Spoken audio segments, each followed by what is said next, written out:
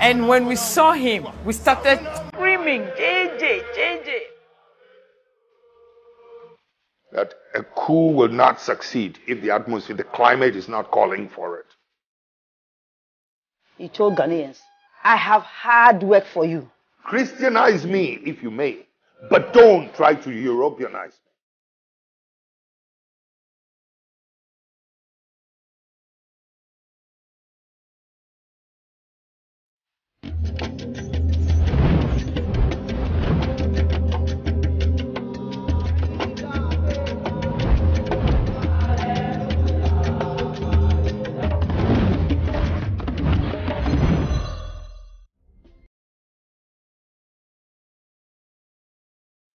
In June 1979, Ghana was at a crossroad.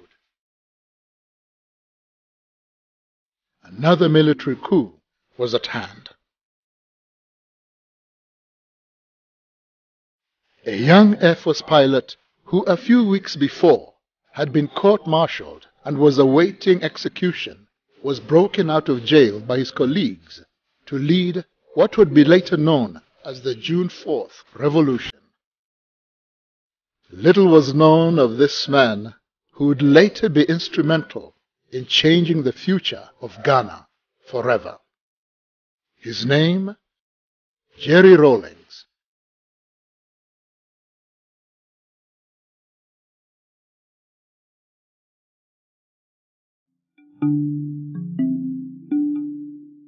Jerry Rawlings was born in Accra, Ghana, on the 22nd of June 1947 to his mother Victoria Abok-Chui and his Scottish father James Ramsey.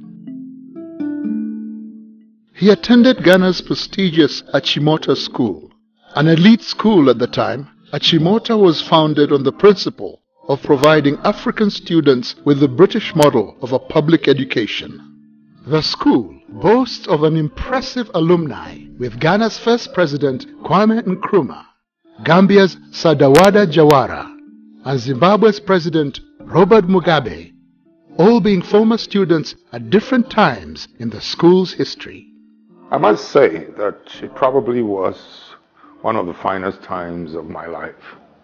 You know, Achimota School. It's a place to be proud of. I noticed him, yes, because he was very visible and bullied us even though we were in the same class. Not in a very bad way, but you know, bullying is bullying. And so you can't help but notice him.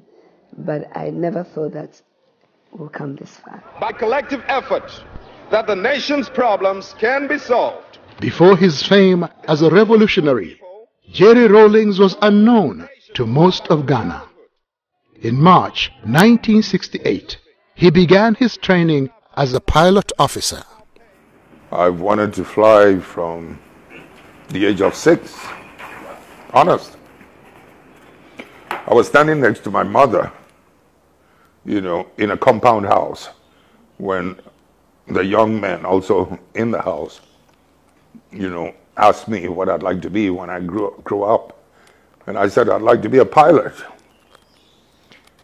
And bang! My mother slapped me on the back. Oh, yes, yes. You'll be a doctor. You'll be a scientist. I mean, the whole house, the compound became quiet, shocked at what had just happened. I never gave up my dream. He graduated in January 1969 and was commissioned a pilot officer. And because of his exceptional skill, he won the coveted Speedbird Trophy. The Speedbird Trophy went to Lieutenant J.J. Rawlings for being the best Air Force cadet of the flying training school. I won the Speedbird Trophy. In those days, we didn't have televisions. You know, we had what they call the newsreels in movie houses. But my mother was not interested. He earned the rank of Flight Lieutenant in April of 1978. The early years of independence in Ghana were filled with great hope for the future, with the country's first president Kwame Nkrumah's leadership. set to catapult Ghana into a new era. But over the years, Nkrumah's regime became less accommodating and declared the nation a one-party state. While on a state visit to Vietnam and China in 1966, Nkrumah was deposed from power in a coup. I was at school, so how did the people around him, how did they conduct or misconduct themselves in such a way as to bring so much hatred to Dr. Kwame Nkrumah? What followed was a period of military coups, failed civilian governments that left the people dissatisfied. Widespread corruption made life difficult for the people of Ghana. This led to growing anger and resentment. Ghana then, everything was monopolized. I remember our basic food like beans and gari was only sold. I remember at that time Malata was sold by one woman. One, believe you me, one person was selling that, only one. There was no soap. Just bathing soap, there was none.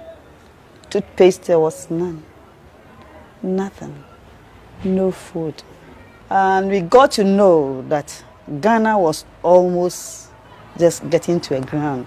But the point is that we have set the example. We have shown that we're capable of doing it. Jerry Rawlings came into the public eye when on the 28th of May 1979, Rawlings, together with 6 other soldiers, were arrested by the militia for an attempted coup d'etat on the government of General Fred Akufo. Rawlings appeared before a general court-martial charged with leading a squad of soldiers on the 15th of May 1979. I keep describing it as turning on the gas in a kitchen. That's how volatile it was. From a distance, all you needed to do was to ignite a match and throw it inside. And that's what I could have done in 79, 15th May. I was praying for the best. I also knew exactly what was going on in the country and knew that he had taken the flag for all of us. Therefore, if he had to die for his conviction, I knew he would prefer to do that. He was found guilty and awaiting execution. The trial was a public one that was meant to deter any future coups and was broadcast for all of Ghana to see and hear. They were, they were trading some things amongst themselves, the prosecution and the lawyers and whatnot, and severally and whatnot, those terms they use. So I got up and grabbed the microphone, said, I don't understand these terms and all that's going on, neither do my boys.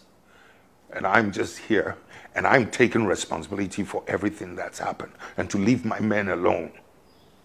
But I wanted to make sure that they hear what I have to say first.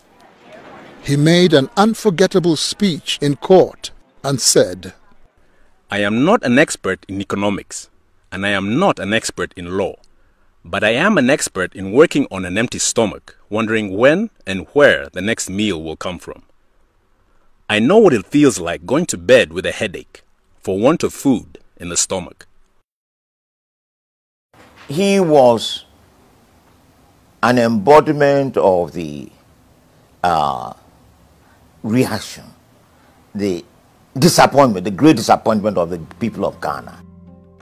Instead, the name Rawlings became the symbol of hope and deliverance for the people of Ghana. On the 4th of June of that same year, a mutiny by officers in support of his cause broke him out of jail, sparking the revolution. So what would that leave us? Yao Graham was in university then and remembers the mood of the time. It was in the middle of this split national mood that J. Rawlings was arrested and reported as somebody who was planning to clean up the mess by overthrowing these people. Now it's important to understand this because He didn't say anything. The prosecution said this was what it was about. But such was the mood that people identified. Said, actually, this guy is saying exactly the way we are all feeling. So he became a hero on account of the honesty of the prosecution. 1979, I was almost 10 years. If I recollect, that June 4th, when we heard that something had happened, I think it was on the news.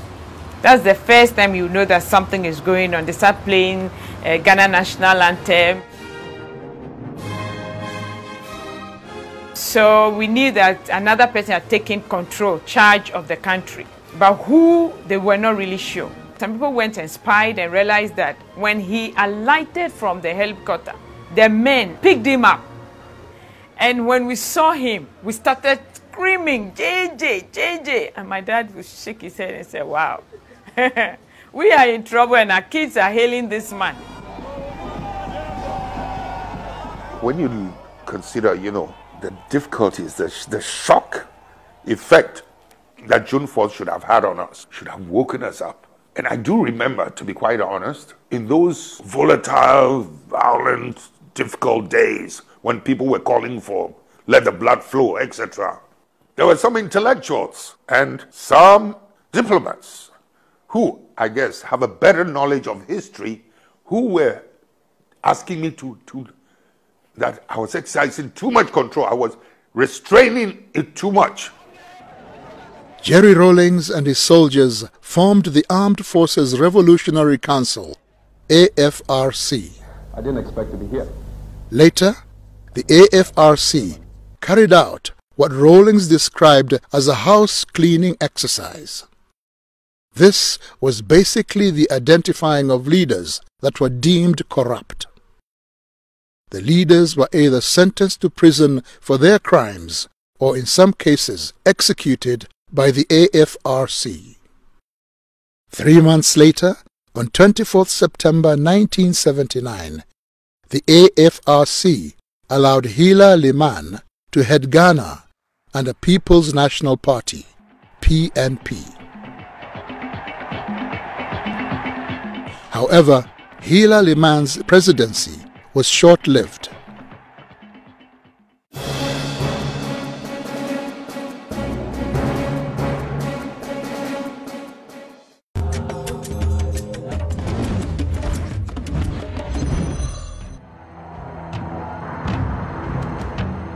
On 31st December 1981, after only 2 years as president, Liman's administration was cut short when Rawlings ousted him in yet another coup, claiming that his government was taking Ghana down a road of economic ruin. But it was his second coming, as we call it here, the 1981 coup d'etat, that then made him the figure that he is today. That was when people encountered him directly or indirectly. It was a fairly difficult period. The PNDC is a government that is or should be run by the people. I ended up in office not because I wanted to be chairman, to be head of state, but it was just my passion to see justice done, my love of freedom. That's what puts me always in this position, or put me in this position. Rawlings' government was called the Provisional National Defense Council, PNDC. PNDC was made up of both civilians and soldiers. The government set about to restore the nation's pride and infrastructure through hard work, determination, and mass inclusion. The politics of the country was being driven very much by ordinary people, by young people, particularly students, and a lot of the people who fanned out across the country to build a base for the PNDC. Students took months, university students took months from school to go and lift cocoa for export. The symbolism of that was very important. I belong to the generation that actually had to stop schooling, and we had to go out working to get cocoa from the farms to the ports to be exported and other things. it brought us awareness. If earlier on we thought there was a thin divide between the people and government, now that alone told us that we are the government and it's the people who make up the government, and that it is time for us to stand up for our own rights. That is what Jerry Rawlings represents for most of the people of my generation.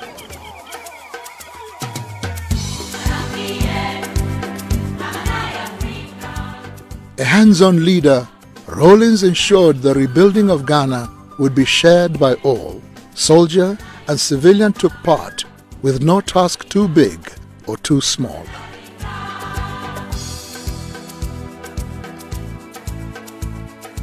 His passion is the underdog not being maltreated or mistreated. And looking at a situation where if we have, let's say, 6 million Ghanaians, he wants to bring all 6 million Ghanaians to a certain level of livelihood. I know him to be a passionate man. He wants things done immediately. I always say Kwame Nkrumah always wants things done yesterday. And Rawlings wanted things done immediately, quick. They have that one in common. He's the type who does not mind getting his hand dirty. He'll be passing here and maybe we are doing a cleanup. He'll come and join us. He'll just get and come and join you. He doesn't see himself as being above people. I remember one of the pictures. He was at Ashiyama, cleaning gutter, and people were standing there folding their hands and looking at him inside the gutter. Your president. The young government was beginning to change the face of Ghana, but the economic reforms challenge they faced was one that caused Rawlings' rule to change drastically. I remember in 1983, before the budget was presented, that budget devalued Ghana's currency from 2.75 cedis to the dollar to 29 cedis to the dollar. Previous governments have been overthrown for much smaller devaluations. The long-term effect of these economic policies has been to worsen inequality.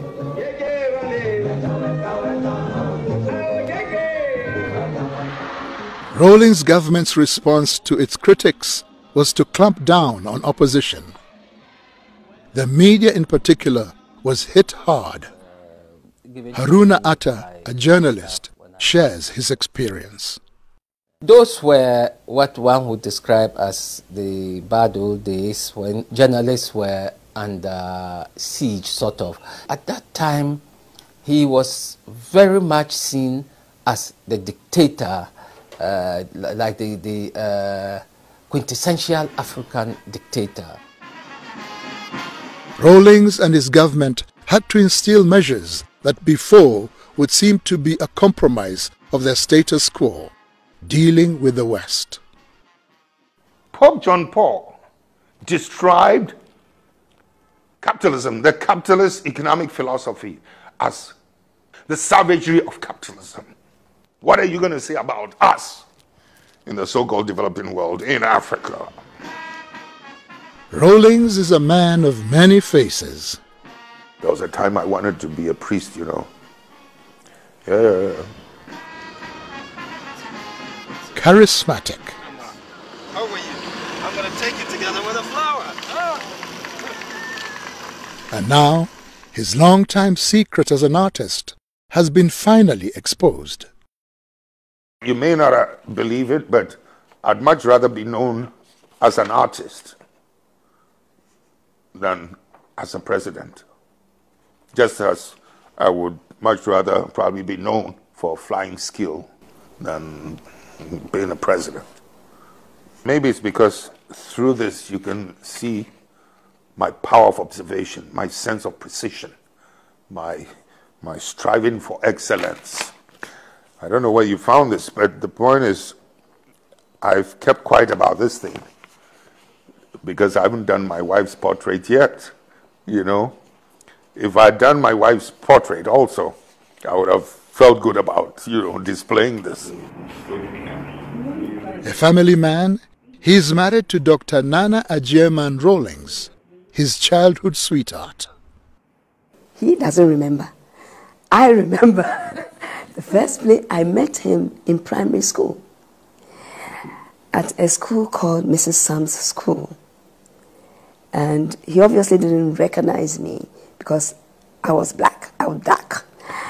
Because this lady was fair, and there were a lot of fair kids in the school. And she actually used to discriminate between the fair and the dark ones. So the fair ones knew each other and the dark ones knew each other. So he didn't see me, but I saw him. It's just a joke I crack all the time. Nana, in the first place, was somebody I noticed from the age of 14, somebody I've been in love with.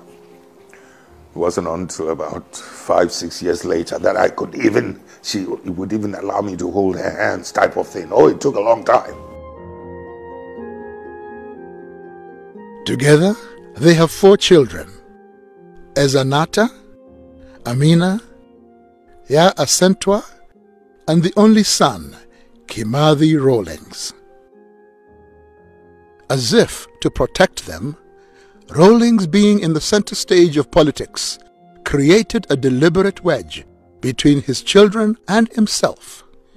In the event that his life would be taken, his children would be able to cope in his absence. I avoided my daughters, for some years.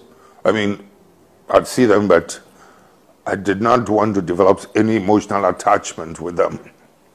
I mean, I longed for it. I wanted to hug them and things like that, but I was afraid if we developed that emotional attachment and something happened, I wasn't too sure how they would be able to cope or handle it.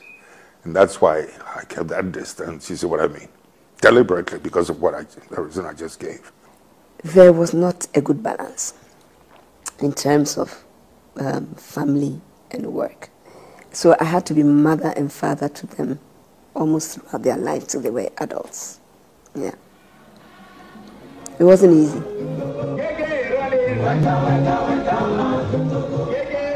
He is also famous for being stubborn. In being stubborn, mind you, while I was in high office as chairman of the PNDC within the revolution or head of state,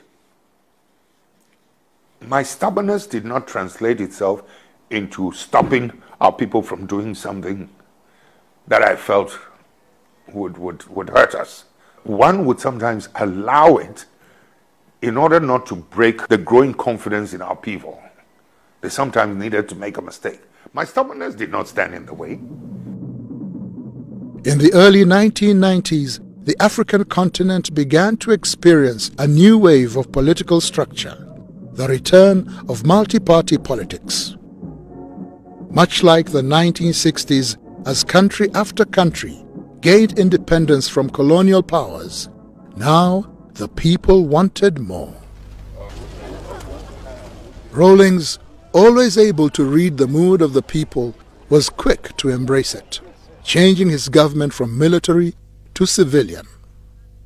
He did not fight against it, but he did say that though he personally did not believe in multi-party politics, but if that's what Ghanaians want, they would have it. So the constitution was written, and from 1992 to the present, we've had one of the most stable democracies in Africa. As required by the constitutional mandate, Rawlings' term of office ended in 2001 and was succeeded by John Kufuor, his main political rival. People like to make all kinds of claims about Rawlings, that he didn't want to hand over. Absolute rubbish. I will use this occasion to tell them something that they never imagined. Had we, any one of us, dared to suggest that we're going to stay on for one more day, we would have lost the complete support of the masses. Jerry Rawlings is not your typical serious military man he can also humor a crowd.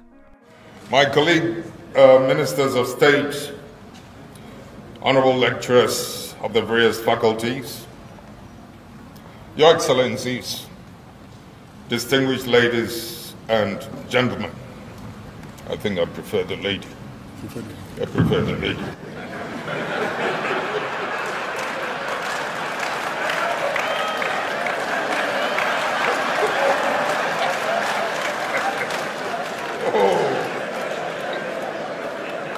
I mean, this little warmth you want to enjoy, you want to come.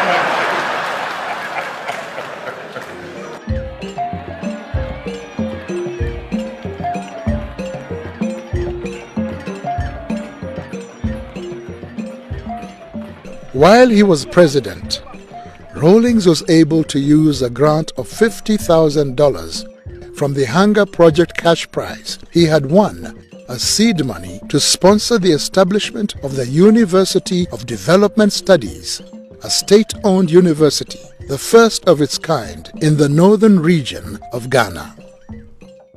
Before UDS was cited, people who attained higher education, most of them had to travel for 2 days in order to get to school. That tells you how desperate it was for people in the north to get educated. In 2010, Jerry Rawlings was named the African Union envoy to Somalia. I believe the African Union has every reason to feel proud. This is one political and military exercise that we've taken up almost on our own and won for the good of that country, for the good of all of us. During his time as envoy, Somalia, as well as other parts of Northeast Africa, experienced a catastrophic famine that the world called an emergency. Jerry Rawlings was on the ground to see the results of the famine and was deeply moved at the sorry state of the mothers and children he met. In an interview with CNN, Rawlings shared his distressful experience. When you look at the resilience, the fortitude, the strength in these mothers, holding onto these feeble, fragile children, as sorry as you feel for them, you cannot help but also admire, their sense of courage and determination. I mean, let's do what we can. You're clearly moved by what you saw.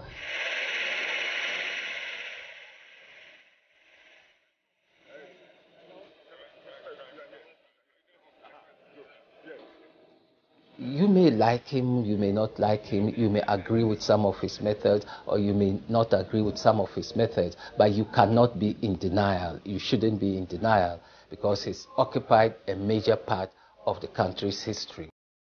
After 18 years in power, where you can say that actually, if you look at the sweep of Ghanaian history, Jerry Rawlings is the second most important ruler in Ghana's history after Kwame Nkrumah.